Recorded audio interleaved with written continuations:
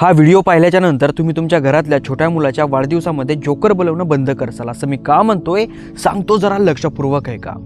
एक माणूस जोकरचा वेश घ्यायचा, छोट्या मुलांच्या वाढदिवसामध्ये जायचा, त्यांना हसवायचा, खेळवायचा आणि घरी परत निघून जायचा. त्याचं हे रोजचं काम होतं. आणि एक दिवस त्याला पोलीस धरतात, पोलीस स्टेशनमध्ये नेतात, विचारपूस करतात, नंतर त्याला अदालतमध्ये पेश करतात, त्याच्यावर कारवाई चालते आणि निर्णय असा लागतो की या माणसाला मृत्यूदंड दिला जातो. या माणसाला त्या इलेक्ट्रॉनिक खुर्चीवर बसवण्यात येतं आणि याला शॉट देऊन मारण्यात येतं. आणि याने जो केलेला गुन्हा आहे ना, तो ऐकून आता तुमच्या पायाखालची जमीन सरकेल.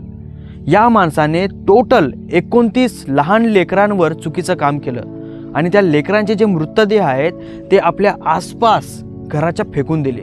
त्याचं घर एका अशा ठिकाणी होतं ज्याच्या अवतीभोवती सगळं पाणी साचलेलं असायचं आणि त्या पाण्यामधून दुर्गंध यायचा. आणि यानं त्याच दुर्गंधाचा फायदा उचलून त्या छोट्या छोट्या मुलांचा मृतदेह त्या पाण्यामध्ये फेकून दिलेला होता. जे कोणी एखादा पाहुणा आला, याला विचारलं एवढा दुर्गंध काय येतोय, तर हा सांगायचा की आसपास ते पाणी साचलेलं आहे ना, सडलेलं आहे, त्याच्यामुळे त्याचा दुर्गंध येत असेल. आणि पोलिसांना तेव्हा कळालं जेव्हा त्या गावामधला एक एक मुलगा गायब व्हायला लागला. आणि नंतर याला विचारपूस केली तेव्हा सगळं काही समोर आलं. आणि या माणसाचं नाव जॉन वेन गेसी असं होतं.